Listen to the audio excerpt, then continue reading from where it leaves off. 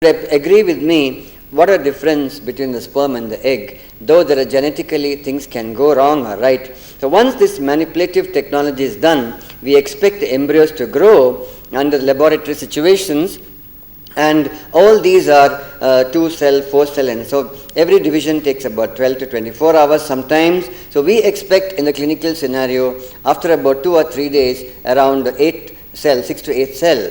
If you wait for 5 days, it becomes a blastocyst, but we know that if I have 4 embryos, only 1 becomes a blastocyst. So why I think this translation theory somehow stops there? Because the translation experiments should be done to know why these embryos do not implant like that. Most of them do get an implantation potentials, but some of them don't. I think the research should go on implantation procedures in the body as well as how to improve implantation, and that would be my simple request as a clinician for the scientists, wherein can we do something more in implantation potentials of an embryo. And I also discussed with Professor Rao just now how a woman's age just goes off rapidly, because at 35 years her eggs go down, and at 40 years she has no eggs. So we find that most of the patients, when they come to us at 30 to 35 years and above, the quality of the egg goes down and the pregnancies goes down. So can we do something experimentally to maintain those oocytes for another some more years, because apoptosis something can be stopped by these kind of procedures. So what we are doing at the moment is to estimate how much this woman, is she really getting into menopause, by estimating anti-Mullerian hormone. We do anti-Mullerian hormone levels, and these basically decline with increasing female age.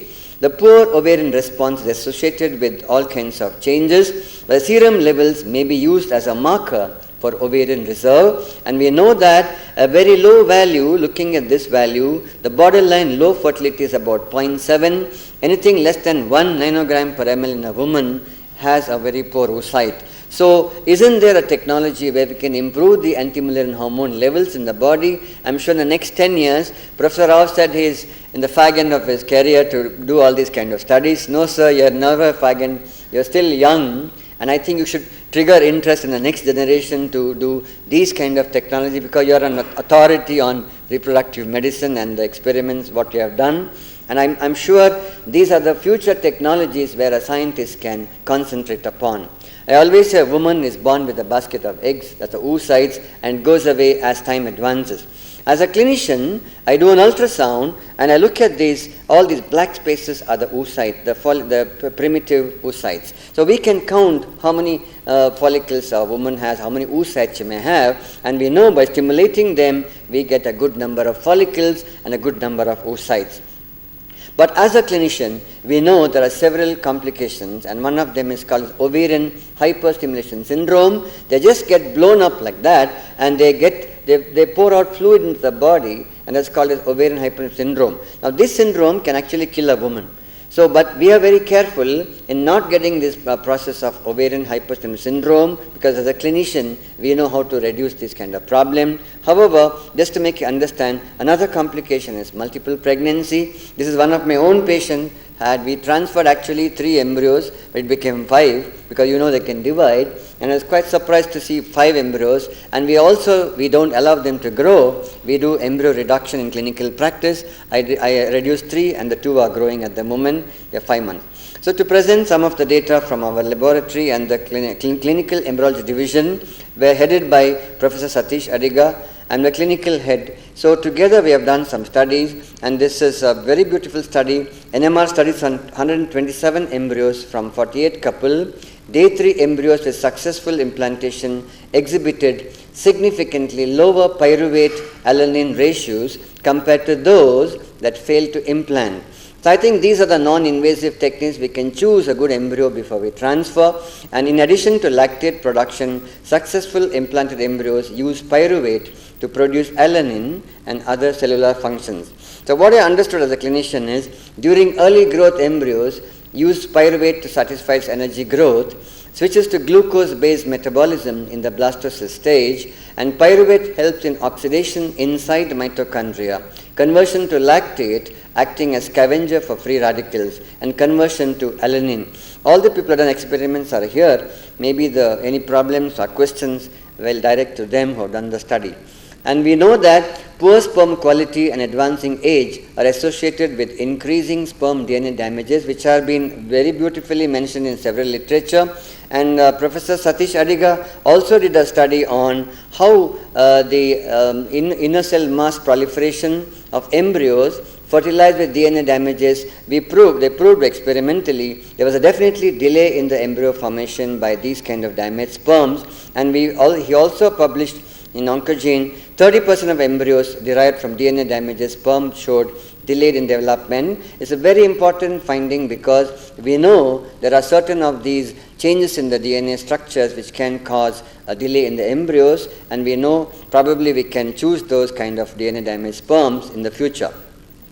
We also did the group did a beautiful study on frozen thawed spermatozoa from oligospermic ejaculates are susceptible to in situ DNA fragmentation in PVP-based sperm immunoglobulin medium. But basically what is understood is the PVP-based medium can induce significant sperm DNA fragmentation. The frozen thawed sperm from oligospermic ejaculates are more susceptible to DNA fragmentation. Because we do get a lot of patients with severe oligospermia. Hence, when you store them and you thaw that, the sperms are not very big number. So they also did a study on supplementing biotin to sperm preparations and medium, increasing the motility and longevity. The conclusion of the study was biotin can enhance sperm motility and prolong survival for frozen thawed sperm. So a lot more studies have been done.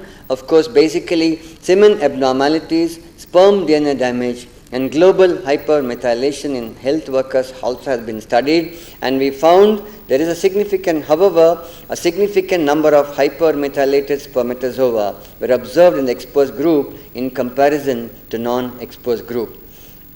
The group also studied addition of zinc. So a lot more things have been done by adding certain of these substances to human ejaculate prior to cryopreservation, prevents freeze-thawed induced DNA damage, and also preserves sperm functions.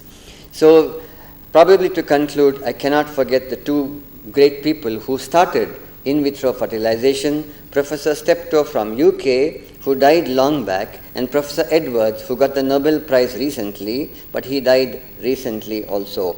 I was very fortunate to meet Professor Edwards in the year 2006, and it's a very prestigious photograph for me, because I think we hardly meet these kind of people, because his work was not at all recognized for years because of certain of these religion-based discussions. However, this particular person, who was a scientist, changed the scenario in the world. So I must appreciate all the group people.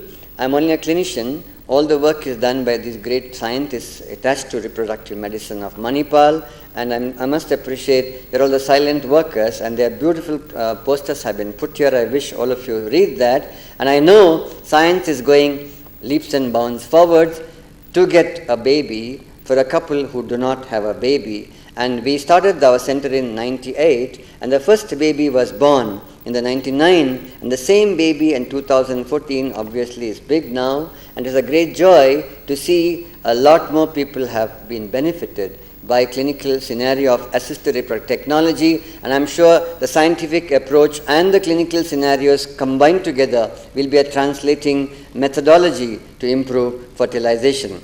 I would end by quoting the great Professor Albert Einstein: learn from yesterday, live for today, hope for tomorrow. The important thing is not to stop questioning. Weakness of attitude becomes weakness of character. Thank you very much once again.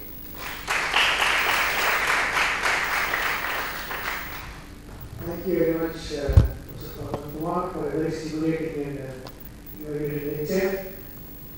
Please open for comments. Good morning. So I'm not the thematic leader for this session. Professor Nanjundaya, who is not here, I'm trying to talk for him. Today's next session is actually on interdisciplinarity. As you can see, interdisciplinary sciences require an attitude where you should be open to listen to different points of views, have ingrained different ideas from different fields, and inculcate in you an ability to assimilate these ideas and improve in the work that you do. So with that idea, we have tried to bring in people from other areas like language, literature, music, to talk about science and technology and language, so that we get other viewpoint as well. In this session, Professor M.G. Narasimhan is going to chair this session. Let me introduce him. Professor Narasimhan is currently, with the NIAS, the place we are in. So he's an adjunct faculty in the School of Humanities here. He did his PhD from Indian Institute of Science, and he was awarded the Martin Foster Gold Medal for best thesis from the physical and mathematical sciences. So he's from physical and mathematical sciences. And he did his honors and postgraduate studies from Bangalore University, and he specialized in the study of literature. So you can see the high interdisciplinarity involved here. So Professor Narasimhan has worked in the field of philosophy of biology with relevance to evolutionary biology. So we have a truly interdisciplinary person with us to chair this session. May I welcome Professor Narasimhan, please. Begin this session by thanking Dr. Paul and the organizers for inviting me to chair this session. When I received Dr. Paul's invitation, I informed him that I would be like an odd man out, because in no way I could be considered part of this august institution and the scientific community that is part of this institution. So thank you very much for the invitation in the first place. And thanks again for the kind words that you mentioned. I don't know whether I have,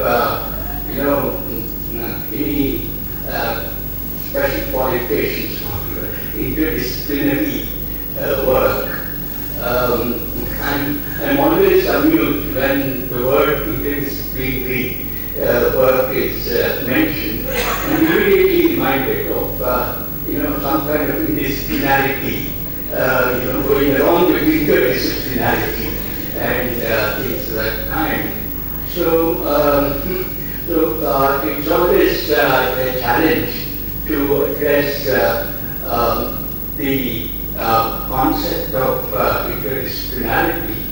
And today, interdisciplinarity has become a very popular kind of exercise, and people are really breaking barriers and trying to reach out to areas which were held, alien from different points of view, particularly from the point of view of specialization and acquisition of expertise in one given area.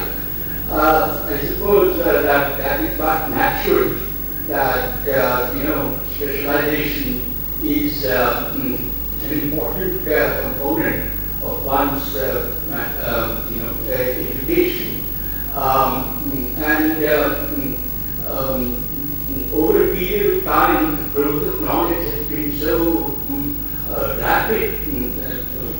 We talk about exponential growth of knowledge in terms of emergence of new disciplines and new areas of study and so on and so forth, that it's rather difficult to envisage a situation where one person can master, a variety of disciplines. Perhaps someone like Aristotle could do that, or Plato could do that, and down the line, maybe some philosophers like Immanuel Kant could do that. And in our own tradition, we have had scholars who have tried to go beyond the constraints of given discipline and so on. So specialization should not be treated lightly, but the disadvantage is that it has been overrated in the sense if you are an expert, then only you will be listened to. And the notion of this expertise is a rather complicated notion because studies have shown that expertise and sense of power and authority do go together, and we often, pay a lot of differential regard for experts and experts. That's also fine, but I think the gap between the expert and the non-expert should also be seriously considered. And one way of doing it is to see whether a single disciplinary enterprise could be extended so that at least one more neighboring discipline could be made a part of one's educational activity and so on. So I already welcome all of you for this very, very important session on interdisciplinary science. Actually, the brochure says interdisciplinary science, and I find from the title, life sciences actually should be truly interdisciplinary in the sense it should be interdisciplinarity of sciences, cutting across traditional categories of natural sciences, social sciences, and so on and so forth. So welcome all of you for this important session. To get the session off the ground, I have great pleasure in introducing the first speaker. Actually, her record is truly remarkable, and this is the kind of scholarship which is a unique feature of, what shall I say, the German scholarship. Our first speaker in this session is Professor Christina Brandt. She is a historian of science, currently working as university professor for the history of the life sciences and philosophical anthropology. In the interdisciplinary Mercator research group, spaces of anthropological knowledge, and at the Department of Philosophy, both at Ruhr-University, Bochum, Germany, and in the other group that I mentioned. And her historical and theoretical research interests cover the history of the life sciences and technologies of the living in the 19th and 20th century. She was trained in science and humanities, something which you need to think about in our context, biology and German literature, University of Göttingen, 1996, and she completed her PhD in History of Science at the Max Planck Institute for the History of Science, Berlin, and Technical University of Braunschweig in 2002. From then on, she was independent research group leader at Max Planck Institute in Berlin, funded by the Minerva Program for Advancement of Outstanding Female Scientists at Max Planck Society. She is the author of Metaphor and Experiment, from virus research to the genetic code, and she has published extensively on the history of molecular biology, cloning, embryo, and reproduction, the history of heredity, as well as literature and science and public perception of science and technologies. You can see the canvas yourself, and gives me great pleasure to welcome you, ma'am, to make the presentation. I think the title is again self-explanatory, interdisciplinary perspectives from history of life sciences. Life sciences itself is a large area, and we now have the pleasure of listening to Dr. Christina Brandt on the way life sciences have been studied from the point of view of history of science. Welcome. Yes, biography is that unique to the German system? I hope not. Okay, thank you very much to the organizers. In particular, I want to say thank you to Professor Pahl and Professor Nanjun Dia, who invited me to come here to experience this very inspiring Humboldt Kolleg, I have to say. Okay, so may I? Okay, I'm sorry. Yes, we heard a lot of about very recent bioscientific approaches, about path-breaking recent work in different fields. Okay, thank you very much. Yeah. As you have heard, I'm from the humanities and I'm a historian of science, and I want to shift the perspective, so I want to take you into a brief historical tour into the mid-20th century life sciences. I want to raise the question about interdisciplinary research and the importance of the role of interdisciplinary research for the development of new scientific knowledge with respect to the history of molecular biology. So,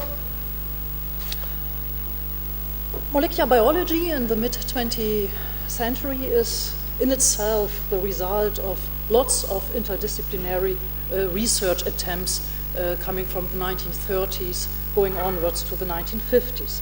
So what was new with molecular biology? So the main aim of molecular biology was to argue that in order to understand biological function, one has to analyze the molecular structure. So what molecular biologists, I'm sorry. I'm sorry. Up and down, no?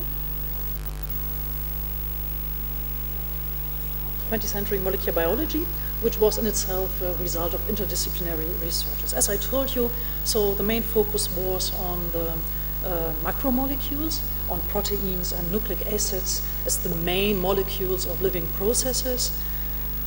We find a new kind of, so to speak, technological landscape that enabled scientists to analyze these macromolecules.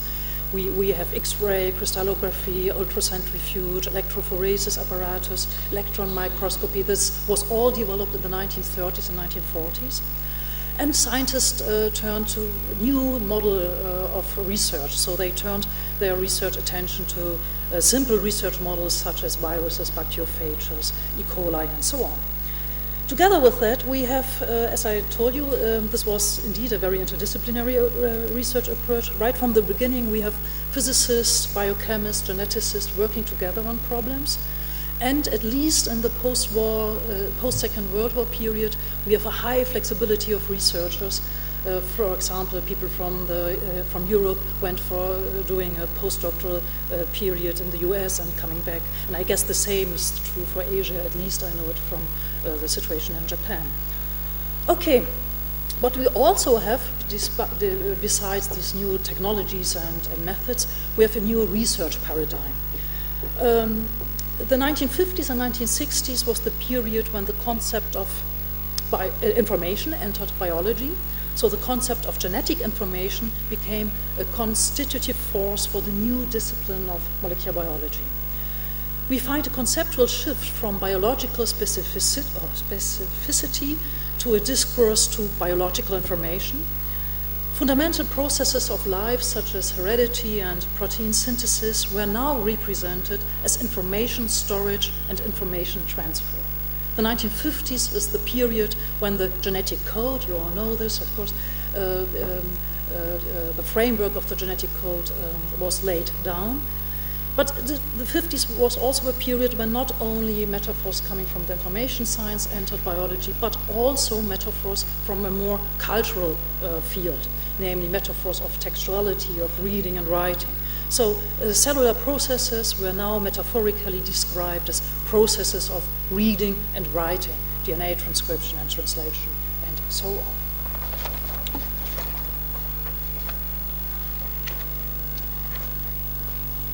So, to understand the use of the concept of information and the interdisciplinarity related to that, one has very briefly go to the science of information theory. The mathematical definition of the term information was developed in the late 1940s in the realm of communication techniques and the problem of maximizing the efficiency of message transmission. Independently of each other, the mathematicians Claude Shannon and Norbert Wiener defined information as a function of probability and connected the term information to the concept of entropy, that is, information as negative entropy. Accordingly, the Wiener-Shannon theory defined the information content of a message as resulting from the probability of this message being chosen among a number of alternative options in a communication process. The concept of information thus provided a universal entity with a value equally independent of the context of the message and of its semantics. So in contrast to the colloquial use of the term information, the meaning of a message is of no importance for the information concept in early information theory. And this, of course, then becomes different when information entered biology, where meaning is very essential. So this leads me to point very briefly to the philosophical discussion about the information concept. There is little doubt that the concept of information holds a paradigmatic position in the life sciences. The epistemological relevance of the information concept, however, has been the subject of vivid discussion within science studies and history of science in the last decades. The focus within the historical and philosophical debate about the status of the information concept in biology has been on two interconnected questions. First, what influence did information sciences have had on the creation of concepts in molecular biology? And second, is the use of the information concept suitable for describing the facts and findings in the life sciences? The critique of the epistemological status of the information metaphor in life sciences has mainly focused on the historical influence of cybernetics. So, Lily Kay in particular has pointed out that the development of cybernetics and information theory provided an extensive framework in which the turn of life sciences took place. Kay argues that although the technical transfer of methods connected with the concept of information and code from the information science to the life science failed, these terms became very productive as metaphors. These informational representations provided new access to life phenomena, they guided laboratory practices, and moreover, they linked molecular biology with other realms of post-war technoculture shaped by the new information sciences. Evelyn Fox-Keller, on the other hand, focuses on the semantic differences between the definition of information provided by information theory and the application of the concept information in molecular biology. She argues that information has been used only in its most colloquial sense, describing a genetic instruction. Sahotra Sarkar goes even further in his critique. Arguing as a philosopher of science, Sarkar holds that information in molecular biology is no more than a metaphor masquerading as a theoretical concept. So we have the critiques of the information concept. They argue information is a misleading metaphor in biology. It has supported a wrong perspective. There's a lack of theory. It's merely a metaphor. And first of all, it fostered a reductionism and a naive genetic determinism in life sciences. Others, however, emphasize the reproductive role of the information in biology. First of all, one has to name John Maynard Smith, who argued directly in contrast to Sarkar in favor of an informational approach in understanding development. He emphasized the heuristic role of information in genetics and development, and he also argues that biologists have developed an own theoretical approach how to understand information, and that one should not always compare this use of information in biology to the use of information in information theory.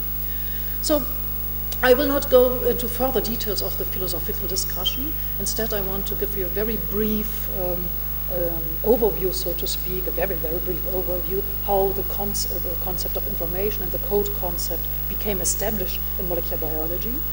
But as we can see from this philosophical debate, what is at stake here is whether the concept of information is truly a concept or a theoretical concept, or whether it's only a metaphor. So what is at stake is the role of metaphors in science, and therefore I very briefly want to give you some positions formulated by scholars from the humanities about the role of metaphors in science.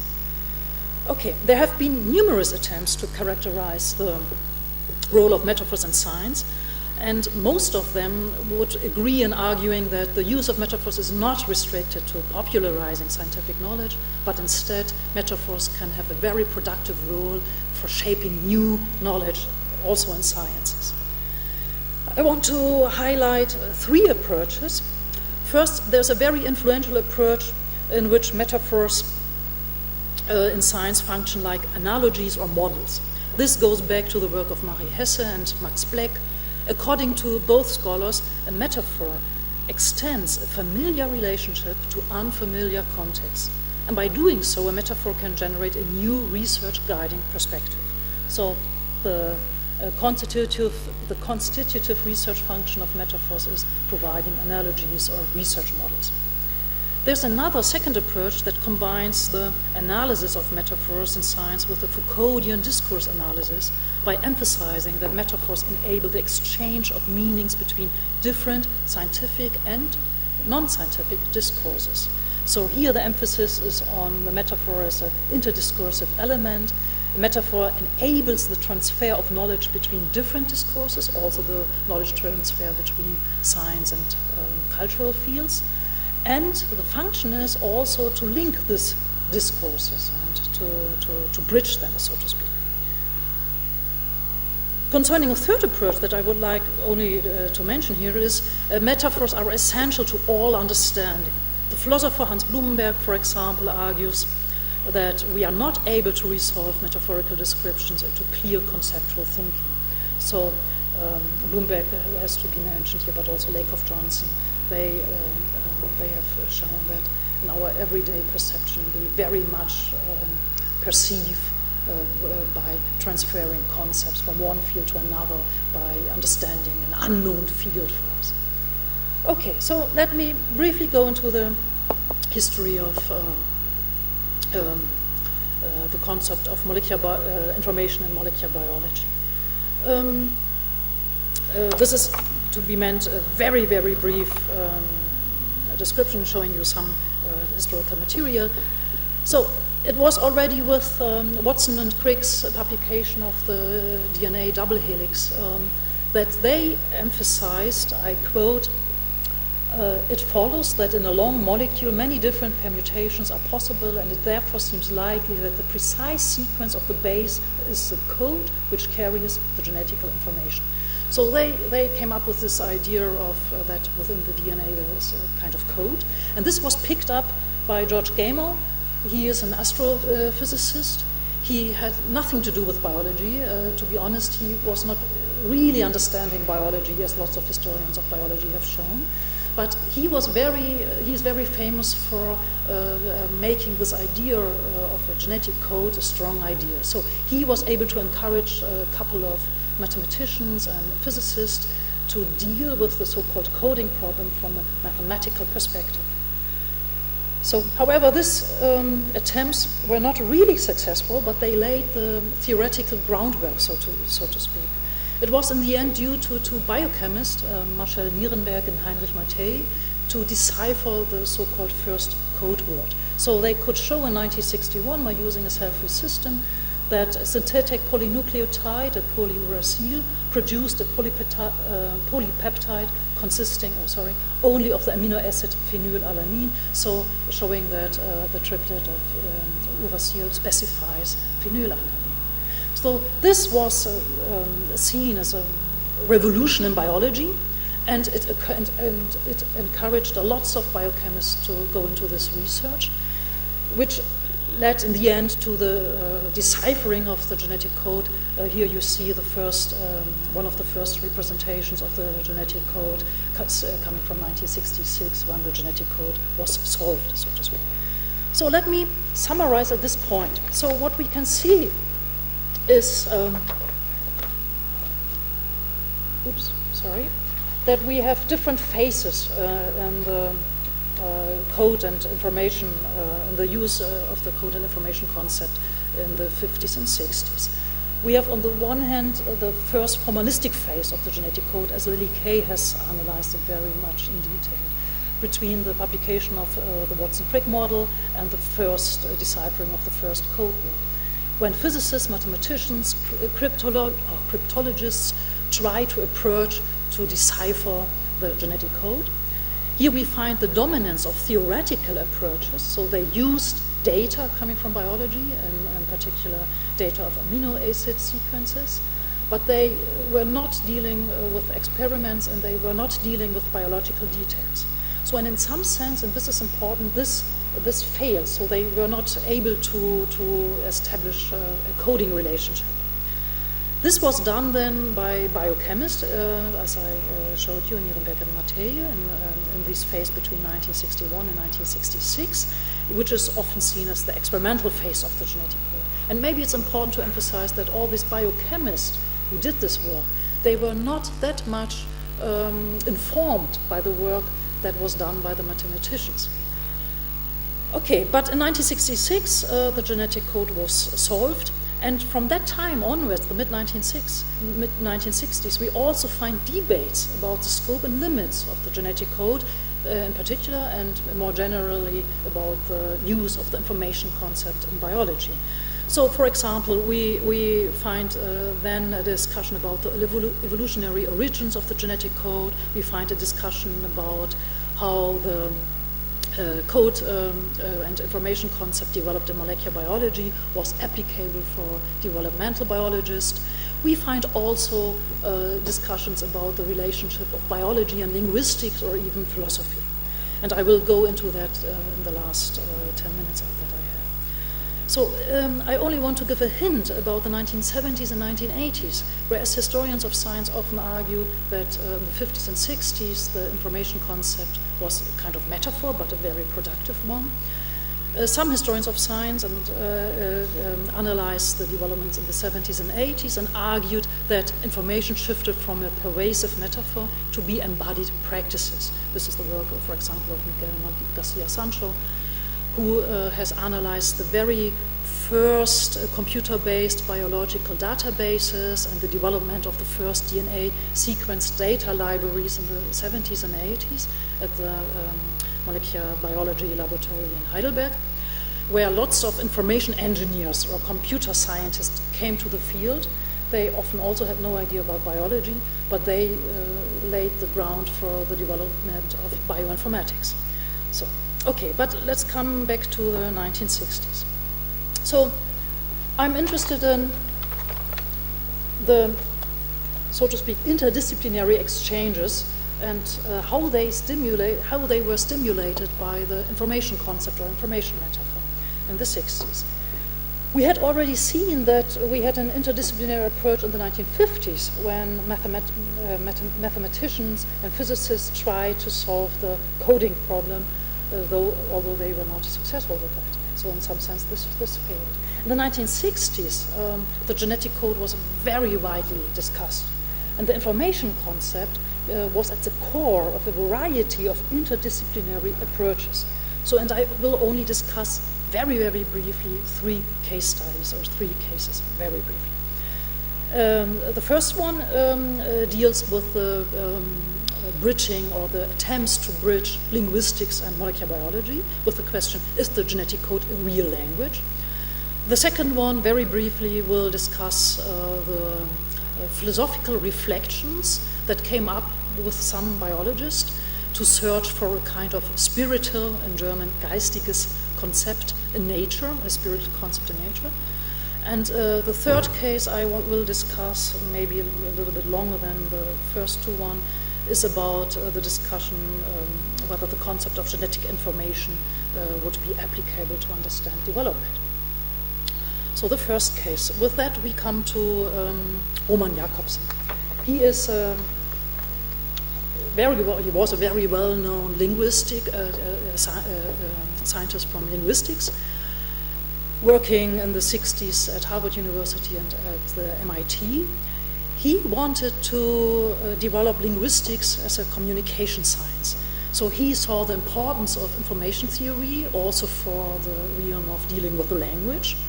And Jakobsen was especially interested to discuss with molecular biologists and information theorists. So he was influential in creating a group dealing with such aspects. And one of the outcomes was a meeting that took place in 1962 at the American Academy of Arts and Sciences in Boston, organized by our MIT group. And this meeting was about the relation of linguistics and molecular biology. So it was about the linguistic study of the genetic code, which this is 1962, this was the high phase, so to speak, of the biochemical research on the genetic code. So at this meeting, a small circle of biochemists, biophysicists, information scientists gathered to discuss possible parallels between the principles of the genetic code and linguistic criteria for human language. So in the end, this Jakobsen was very much interested during the 60s in this theme, but in the end, he could not really develop this into a fruitful research, so to speak. However, it shows that there were serious attempts to bridge linguistics and molecular biology at that time. Okay, very briefly, second case.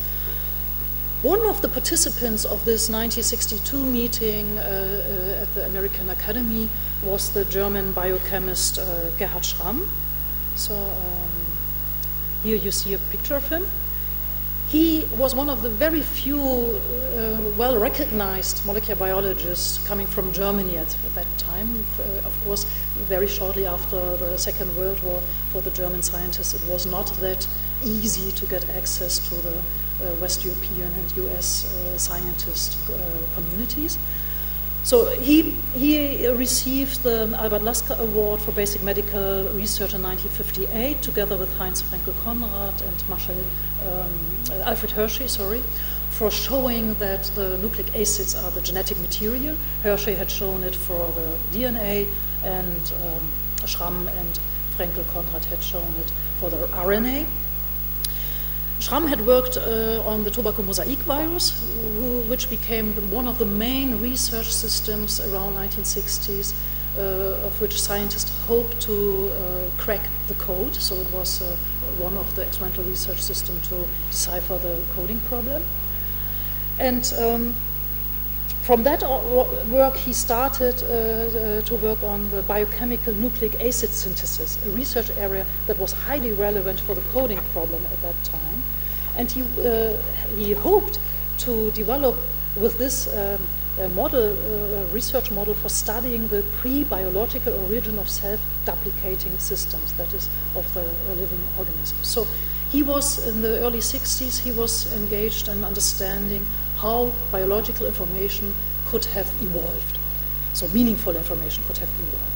And together with that, he started thinking about philosophical issues of the genetic information concept. So, and the driving force behind that was the discussion in Germany about science and humanities, Geistes- und Naturwissenschaften, and Schramm hoped to have, with molecular biology, a field of science that would be able to unify science and humanities. So, what Schramm took from the MIT meeting, so to speak, was this comparison of the genetic code with the language, and he took this literally. So, in his opinion, there was real language in the DNA. I want to give you one short quotation. Without hesitation, this description of the molecular processes uses terms such as writing, selection, language of the proteins, and so on, all of which are taken from the sphere of intellectual human activity. This shows us that what is at stake here is something referring to a spiritual, in German geistige, to a spiritual world, something transcendental, something that is placed higher than matter. And with that, Schramm used old standing philosophical categories to explain the notion of genetic information. This transition to an ontological use of the information concept is certainly not generalizable to all of German molecular biologists at that time, although Schramm was one of the most famous ones. Nevertheless, we find here a particular German case that points to the influence of specific cultural traditions. Schramm's writing illustrates how the power of textual metaphors took hold of a way of thinking that turned more and more towards philosophical questions. The way Schramm used the information concept to deal with long-standing questions concerning the essence of life became more and more reminiscent to parts of German romantic natural philosophy or to German idealism. The idea of a spiritual concept in nature led Schramm to consider a form of original evolutionary semantics, a kind of what he called Uridee, an idea which in turn allowed him to associate connection to Plato's concept of an original idea. Another quotation: with regard to animate nature, Plato's theory of ideas proves amazingly appropriate if we consider genetic information to be an idea. It is obvious that the idea of how to build a particular plant or animal represents the only enduring thing, das einzig Bleibende, over the course of generations. This idea is in fact the only being, das einzig Seiende, whereas the bodies in which the prototypes, die Urbilder, are reflected, change and pass away. In much the same way as the ideas, the genetic information is immaterial, but nevertheless real. End of quotation. So I also cannot go deeper into details, but I just wanted to show you, this is from a German magazine at that time, Der Spiegel, with the title Sitz der Weisheit, which means the place of wisdom, and it refers to a talk given by Schramm where he explained that the DNA would be the Sitz der Weisheit, the place of wisdom. So he was very influential in shaping the popular discourse in the early 1960s in Germany with that. Okay, let me come to the third field, which is much more a scientific discussion. So it's about the mid-1960s discussion about how the concept of information, or then the concept of the genetic program, could be used in developmental biology. So with that we have to summarize a little bit what is the main feature, what are the main features of the use of the information concept in molecular biology. So the metaphor of genetic information in molecular biology implied two central aspects, one of them contrasting to information theory, the other one being in line with models of information transfers in information science. The first aspect is, in contrast to the use of the concept in information theory, it basically, so information in biology basically implies the idea of a kind of biological instruction. This was in a difference to information theory. The second aspect is related to the ways how, so to speak, the communication context of processes of information transfers were modeled. And here we find close analogies to the way information transfers were conceptualized in the information sciences, namely the basic notion of communication systems with an information source, a message, a channel, and a receiver. So this is the Shannon model of communication. You probably all know this, and in cybernetics then we have here again feedback loops going back. This idea of cybernetical communication systems and feedback loops was, as this has been well researched in history of biology, central for the development of, for example, Jacob and Monod's work on the operand model, which you find here, a model of gene regulation. Anyhow, the point I want to make is that the early uses of the metaphor of information in molecular biology, and with that, the first use of the notion of the genetic program that came up with the work of Jacob and Monod in the early 1960s in molecular biology, implied a specific interpretation of the metaphors of information and program, an interpretation that can be characterized as a structural one, and an interpretation that was difficult for scientists working in developmental biology. So this use of information was a model that was molecular, that is a subcellular model that located information transfers within the molecular machinery of the cell by ignoring spatial and temporal processes between the cells. This was difficult for developmental biology. And development was conceived as a problem of genetic regulation. And the notion of regulation was understood as a process of genetic control. This was also difficult for some developmental biologists. With that, early notions of genetic information and genetic programs used the program metaphor in the sense of rule-governed reading processes as a specific kind of data processing. The metaphor of program referred in this very broad sense to a kind of computational symbolic reading related to language or code that was written in the DNA. These molecular information transfers from DNA to protein were often metaphorically visualized in the public sphere by comparison to technical reading processes using magnetic types common in early computer technologies. The 1950s early attempts to approach the information concept not only to the molecular level but to the entire organism or to developmental processes of the organism built also up in this model. And this model of information storage and information transfer. For example, as early as 1952, Henry Kessler raised the question of how to understand the information content of the entire organism. And around 1960, some scientists, such as Raven and Althusser, tried to approach the long-standing embryological problem of how the fertilized egg developed into a whole organism by discussing the problem of how far these developments from the egg to the organism should be understood as an increase in information content or, on the contrary, as a decrease of information content. This all was not very much productive. So these approaches became strongly criticized in the mid-1960s when a discussion about the usefulness of concepts of information and genetic program started, particularly among those scientists who either came from the information sciences or from developmental biology.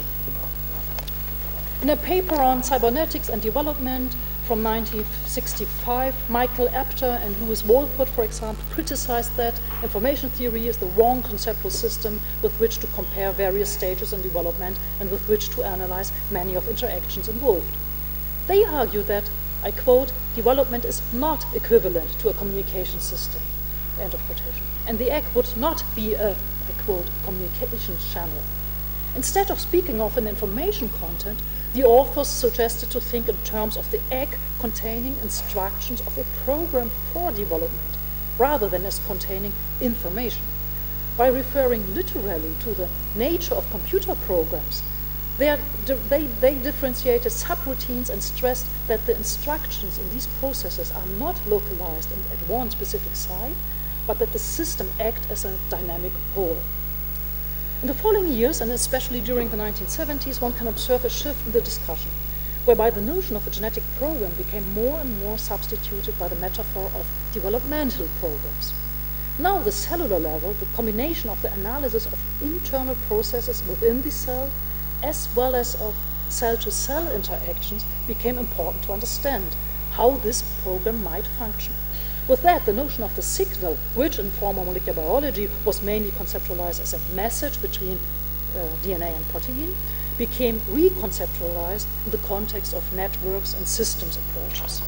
Furthermore, in addition to a new focus on the spatial processes between cells and the developing embryo, also temporal features became central again. The focus on the idea of an information content of DNA turned into a much more complex metaphor of a cellular memory that became crucial to understand both the ontogenetic histories of cell as well as the result of differentiation, that is the differentiated cell in the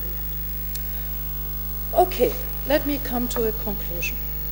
So what I wanted to show you was very briefly that molecular biology was a result of different interdisciplinary approaches in the 1940s and 1960s.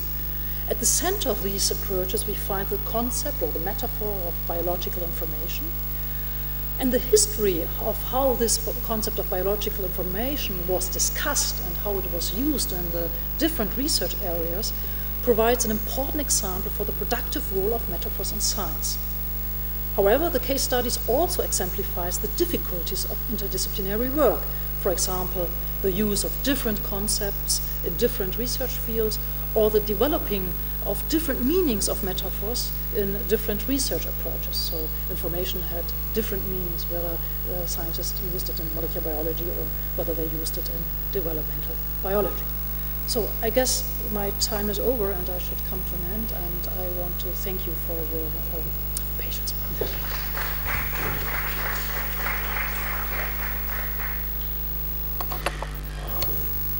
you very much, Matt, for very comprehensive and interesting. A lot of development has taken place. We find information aspects in the biological sciences. In fact, all sciences including chemical sciences in the metaphor of complexity. And things like relative complexity, they all are developed on the basis of information theory models. And Shannon is just one of them. There are things like Rennie, Saritz, and so on. And also the other measure known as Fisher measure, which predates the Shannon information theory, but now it has taken over in terms of application of these sciences. The most recent one being the addressable complexity, where you self-organize things through the information theory.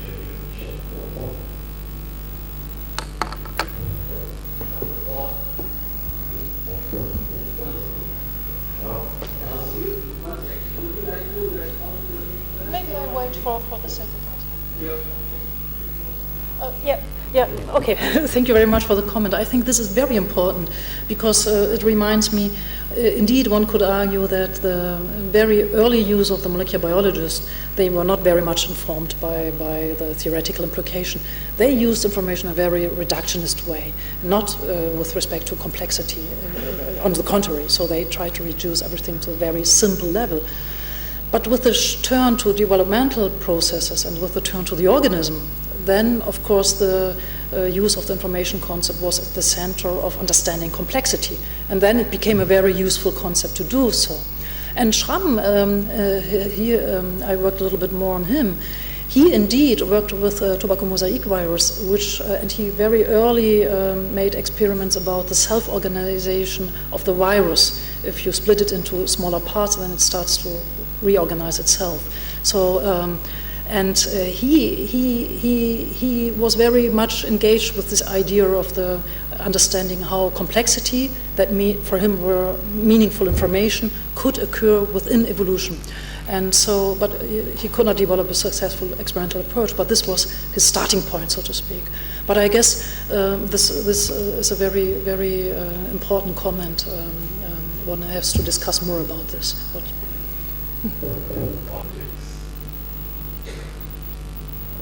Is there a historical, precise historical anecdote for the development of the word? I don't know one. Maybe you? No. I have to say, within the history of science community, it's just during the last years that Kolleg started to investigate the development of bioinformatics. And it's not that well researched from a historical perspective. But I don't know an anecdote. Maybe somebody else knows?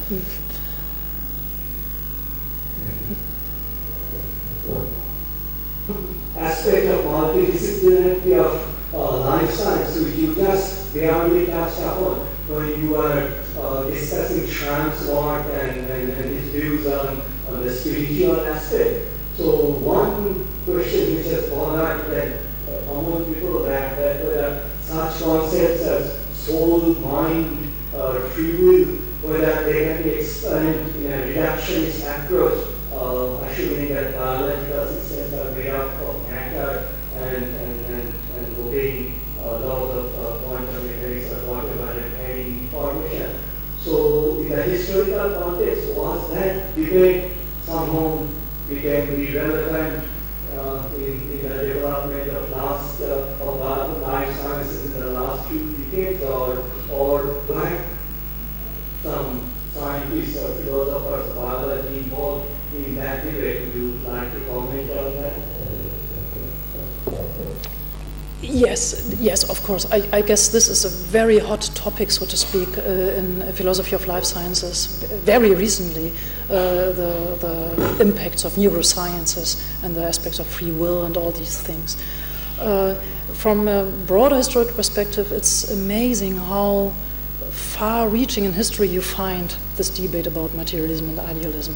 And somebody like Schramm, who not only started to do philosophy at that time, he tried to understand the origin of molecular biology in these very long terms of historical developments as having something which would end this debate about materialism and idealism by coming up with information as a concept would include both material sides as well as idealistic aspects, so to speak.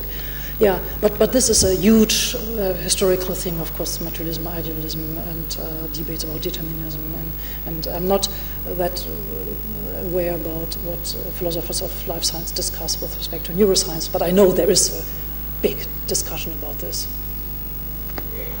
Theology from the University of Minnesota, Minneapolis, United States in 1968.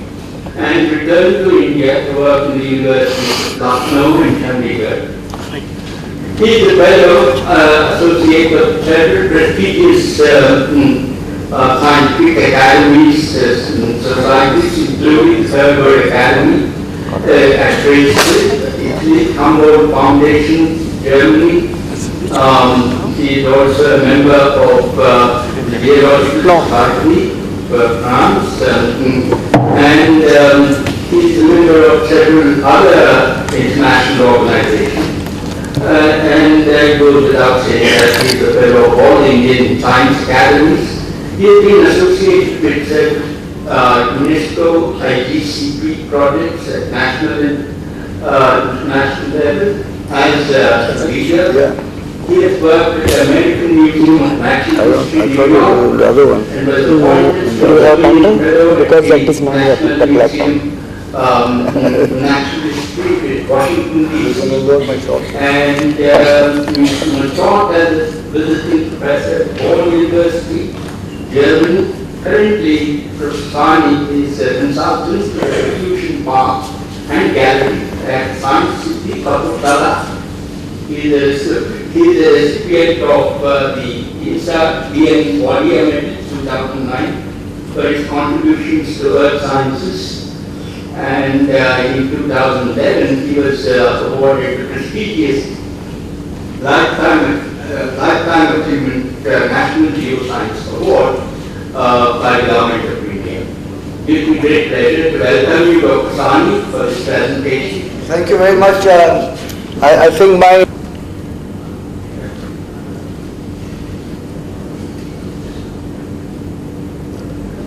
Is there anybody else who can load the talk? Thank you for the invitation.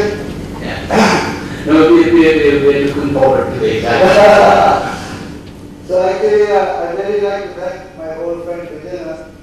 He actually asked me to really think in an interdisciplinary manner. And that's why one of the main objectives of this is I'm trying to marry history with climate science. The theme, as you know, is interdisciplinary. And so these marriages of history and climate science have proved very successful in Europe, where you have a very strong historical record and now a very good chronology. But for South Asia, which is the topic of my topic today, this chronology is only now being developed, but it is available.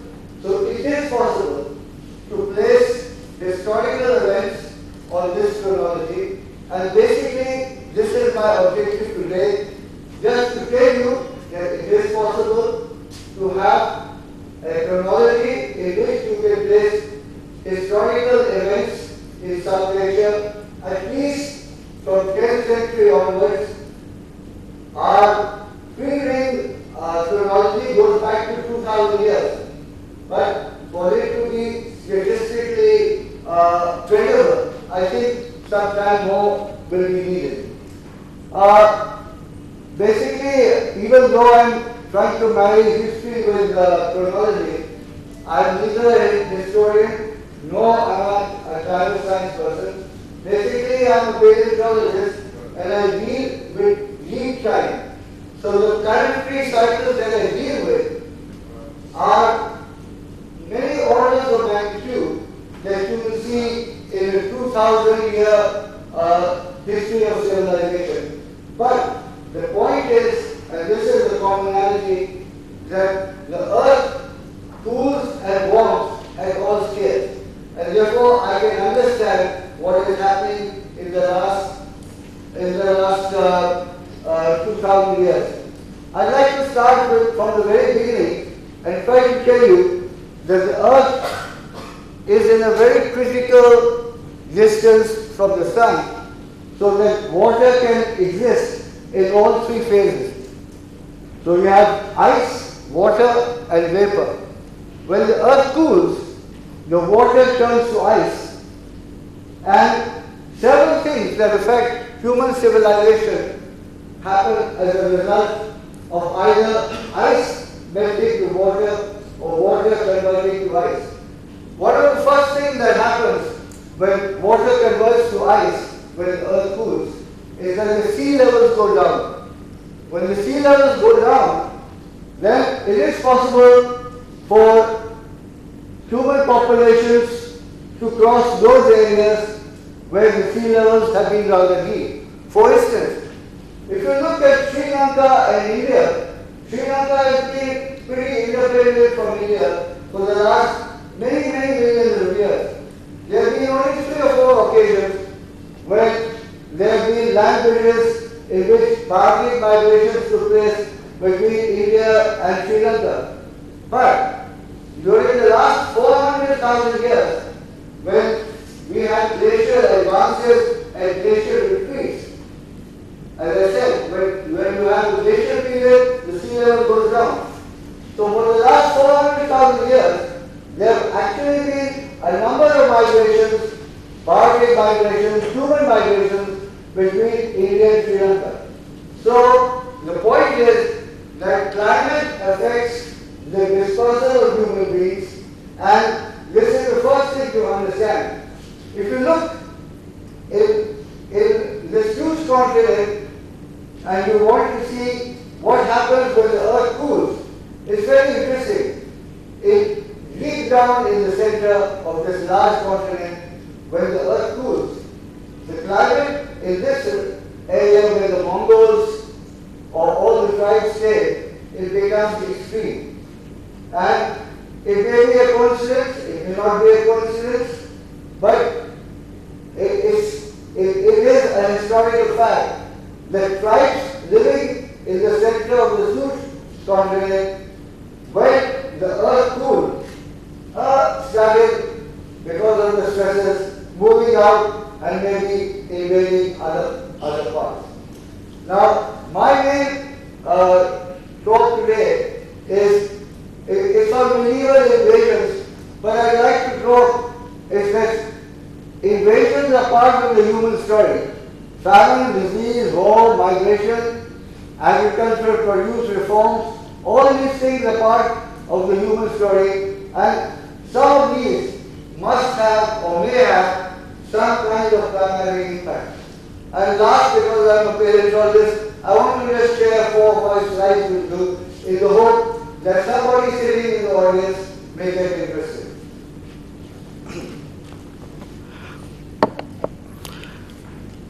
Okay, just one slide to show you how climate works. We get most of the Earth's surface is warmed by the sun. The sun is a huge solar reactor. It gives us a huge amount of heat, something like 340 watts per meter squared. So solar energy drives the engines of the Earth from photosynthesis to climate change. And this is the point I want to make, that climate change drives the human experience. So, depending upon this solar reactor, the solar reactor doesn't produce heat at a constant rate. Sometimes it's overactive, sometimes it's underactive. When it's overactive, the Earth heats up, sometimes it's underactive. There are many other factors. But basically, this is our main source. The Earth also has a very small nuclear reactor. It produces also a lot of heat and energy which comes to the surface. but it's a measly 0.06 watt per meter squared compared to this whopping amount here. But there is one thing that happens from this measly amount, and that is volcanoes. Volcanoes can change the climate of the earth in a pretty remarkable way. Right now, there is not much volcanic activity, but in the past 2,000 years, volcanoes have been very, very active. For instance, this Pinatubo in the Philippines erupted for 3 months, and the temperature of the earth became cooler by some 0.6 degrees Celsius 2 years after this event. So as you will see, a number of things happen that actually affect climate. Now, if you look at this time age here, this is from, don't look at the other lines, only look at the red weekly line. This is actually made by the IPCC, the Intergovernmental Panel for Climate Change. Just look at the red weekly lines. This is where we are, 0 degrees. This is the deviation from 15 degrees Celsius, which is the global mean annual temperature today. The Earth, since the birth of Christ, has been a relatively cooler place. So if you look from 0 to 800, it was much cooler, it was pretty constant. Things started happening from about 800 to 1300 AD. From 800 onwards, the earth warmed up considerably. And then from 1300, it cooled considerably. And then from 1850, you have the end of what is known as the Little Ice Age, and the earth started warming. So, in this way, you can divide the earth into 4 convenience categories.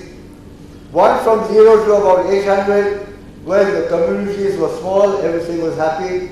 Then a warm earth, but still very livable. Then a cool earth, where a lot of things happen, famine, disease, and in this sense, progress, if you want to call it progress, which we will be discussing and then form over. If you want actually to make a climate-based history, obviously you need not read that, you need a very good historical record. So for Europe, this exists very well. There are a number of kinds of records. You have records of wine harvesting, you have records of cod fishing, shipbuilding, year by year. So it's possible to build a record for the last 1,000 years and then try to relate that to the climate of the time. For South Asia, this is only now becoming possible, and it's becoming possible because there are a few groups that are working on free ring analysis, free rings from the high Himalayas, where they've been able to build a record at least 1300 years ago, and another group that's working in Chhattisgarh on caves. They are working on stalagmites. So they are able to build another record for peninsular India going back 2,000 years. So for the first time, you are able to get a record of precipitation, drought, snow cover, temperature from different climatic zones. I think this is very important because if you have a free range chronology, it's possible actually to do this. And as I said, accurate historical records, I'm not a historian, but I'm sure they exist. But right now, all I could do was to read Babur's memoirs, known as Baburnama, and a couple of other things. But in order to have some better events, you can actually calibrate this if you know volcanic eruptions, major storms, cometary sighting, then you are pretty sure that your chronology is on track. So if you look at the ways in which this is done, you have free ring growth. This is very easy and I'm not going to spend too much time. Basically you have summer growth, winter growth, gives you a couplet, and then you can go back in time. As I said, the oldest tree in India is from Lahore in Himachal, with the history going back to over 2,000 years. But a good historical account is that in which you have a number of trees giving you a common signal. In case you have these mounts, which are known as stalagmites, you have these dripping points, icicle kind of structures that actually drip material. So you on the mount below. So you build up a history, and this history has been built up for South Asia going back to about 2,000 years. Coming back to a main history, a history where I'll put other historical accounts. This is the same red bigly line that you saw. I'd like to tell you that there are many documented cases where you can actually show that droughts affected civilizations. So there's a paper in Science where the Maya decline has been documented. It took 200 years from about 800 to 1000 AD for the Maya civilization to decline. That is because of droughts. But you can put other things.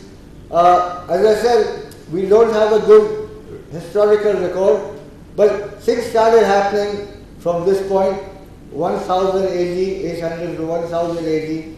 You can see the points. One of the things that happened as soon as the climate changed from medieval warm to the Little Ice Age, that was around 13 something. You see there was a great famine, plague came. This may have also been because intermixing started. So at this point of time, communities were quite isolated and they were happy. But around this time, the Crusades started. There was a lot of attacks from the Mongols, that also started. And then you got the start of famine, disease, but also a lot of improvements. A lot of agricultural improvements took place from this point to this point onwards, as you can see. Even though it was a time of strife, it was a time of discovery, especially in Holland and the North countries, it was a time of great agricultural reforms. I'd just like to mention that we are so concerned with what's happening today with global warming. I think one should look at history and see what happened. Wine used to be grown in England, but its wine trees just finished, and the last wine-making stopped in 1570. It became too cold, and they started doing other things. But the potato arrived. The potato arrived because it was a great famine. They didn't know how to feed themselves, and the potato was shunned for about 70 years or 100 years. It was used only as a fodder. Till the Irish, who were really feeling the stress of famine, they started using it, and the rest, of course, is history. So these kind of advances took place around this time, when the earth was very cool. So I just want you to see that. Coming back to the main theme of my talk, we have two chronologies now. One, pre-ring chronologies in the higher Himalayas, Lahore and Spiti, and this area here, the Chhattisgarh, where you have caves. So this is a pre-ring based chronology. This is a cave chronology. Speleology is not a hot topic in India today, but there are some groups that have examined the caves here. I see one or two people here who are working on speleology also in Peninsular India. But the important thing is that the Lahore SPT chronology gives you an idea of what was happening in Central Asia, because the signal from the high Himalayas is basically the same as you would expect from Central Asia, and this has been documented. So you have a chronology that gives you an idea of the droughts or whatever was happening climatically in Central Asia. So you have another record, another chronology from from east coast of India, which tells you how the monsoon was behaving. So you have two chronologies, and you can relate these chronologies, because if you are looking at why invasions took place, you will want to know what was the climate of Central Asia, which you can get from the tree-ring analysis here. This is representative of Central Asia. And if you want to know what was happening in most of India, you can get that kind of chronology, the monsoon precipitation from here. These two chronologies are out of phase. One is tree-ring, one is stalagmite chronology. They are also out of phase because this chronology gives you winter precipitation, and this gives you the precipitation during the monsoon. But still they can be used. I would like you to know that Babur, in his Babur Nama, calls his region north of Tashkent, he came from Fargana, as zone of climate 5, end of cultivation. This is his word. This was the end of cultivation. And in Babur Nama, he mentions India as zone of climate 1, the best. So this kind of feedback, I think, was there because there was a Silk Route, and people living even way north of India, they knew the climate and they knew the boundary of India. So there are a number of papers. This is the bulletin of the American Meteorological Society, who've documented for AD 950 to 1400 that while Central Asia was mainly drought-ridden, Peninsular India was much, much wetter. I'm saying this because the Mongols, who actually ultimately invaded and settled down in India, they were very susceptible, being in the center of this big continent, to droughts. They used to graze their cattle, and they were dependent on the horses. And any climatic change that would dynamically affect this would make them leave their places and go elsewhere.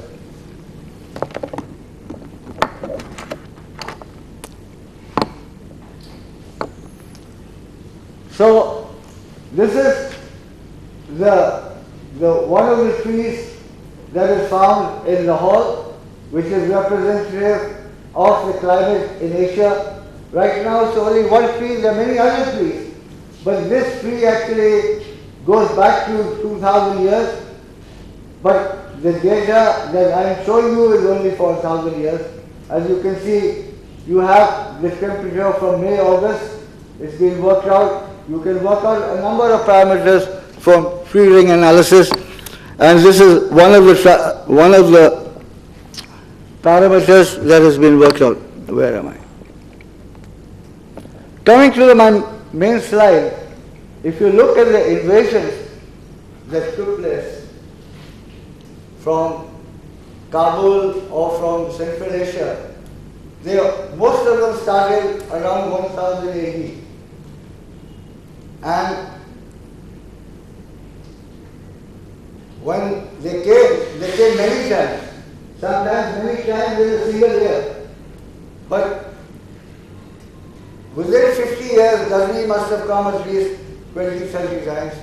You have another invader, then another invader, and then many invaders. At this point, Babur himself came, and as you know, the Mughal dynasty was established by him. He came and settled down, But even when he was here, other invaders came. So at this point of time, we have to see whether there's any relationship between these invasions and climate, yes or no. So one of my friends who is actually trying to work this out is Yadav from the Sahni Institute, and he's worked out the drought history. I'm not presenting the drought history right now because he's publishing a paper, but this is from a published article. All that I can tell you is that if you look at this red line, this is the red line which gives you the temperature above the current mean. It shows every time there was an invasion, there was a very high temperature in Central Asia. Not always, but many of the times. So there is a correlation, and the drought record is much better than this vague thing that I'm showing you. After this, the earth cooled, and therefore there was not much of a problem. This data is from the stalagmites of Peninsular India. They basically show you that, as I said, it's out of phase, that when it was drought conditions in Central Asia, there was still a very good monsoon in Peninsular India, and the going was good. So whether there was a feedback for the Central Asian tribes from the Silk Route traders or not, I don't know. But there is at least some indication that the invasions may have been climate linked. Just look at the times when Ghazni came. He came in 10,001, 9, 11. He came often. Sometimes he came, as I said, many times in a year. There have been many, many invasions, and I've tried to list those invasions for you. This is actually the Silk Route. So the Silk Route also changed. When the climate changed, the mountain passes were blocked, and so they had to find alternate routes. Whatever be the reason, the thing is that Babur ultimately came. This is a picture from the Baburnama which shows rhinos near Peshawar. Right now they are only restricted to Assam, but you can imagine a group of tribesmen who are living at the edge of conservation, they suddenly find this tropical biodiversity with rhinos and other life moving around. Obviously, it was a better alternative. Now I'll try to finish my talk by just showing you 2, 3 things of my particular interest, in the hope that some chemists or biologists would get interested. This is really, these are fossil embryos. These are fossil embryos, and we talk of embryos, lot of talk. But these are fossil embryos that are preserved. And these are embryos that are 500 million years ago. They've been known for about 15 years or more. Some have been reported for India. Most of the paleontologists are more concerned with what they are. That is not my key today. I am appealing to the chemists. These are actually fossils. They are 500 million years ago. You can see the cell division structure. You can see the polyps. You can see the development of stages. And they are fossilized. So my appeal is that it's obvious that whatever be the process, whatever be the chemistry, whatever be the process by which they are preserved, it should be replicatable in a lab. So I'm showing this. I brought some specimens, not of this but of other material. This is published in the Proceedings of the Royal Society in 2013, last year. But this is really remarkable. 500 million years ago, and you can still see cell division. The second is a classic case. I've got these slides, which is the case of petrifaction, whereby before the cell degrades, the cellular matter is replaced by silicon. Now, a number of labs for over 50 years have been working on the mechanism on how this takes place. There's a lab in the US ceramic lab that came to us to solve the problem. There's even one patented out. But to the best of my knowledge, there's no way in which this process has been proved in a very good manner. That is, how silica replaces in such a fine way. In fact, even chromosomes have been produced.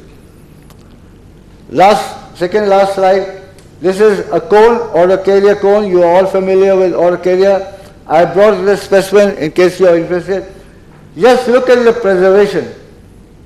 This is from Jharkhand in India. You can see the preservation. It should be possible for somebody to take an Autocaria cone and try and make a silica replacement, but it hasn't been done. The last slide, this is from where I've been working in the last 10 years. These are insects buried in amber. The Indian amber is very special because you can actually shake out the fossil, do a TEM, do a SEM. In nowhere in the world can you actually extract a body fossil and keep it like this. And the last slide, I'd like to thank you all very much. I'm sorry there was a delay. I'd like you to read a couplet from the Babur Nama. It does not, it's not very relevant to my talk, but it's relevant to what may have been written today. I'm drunk today, officer. Keep your hands off me. Examine me on the day you catch me sober. This was written 1460 AD and it's there in Babur Nama. Thank you very much.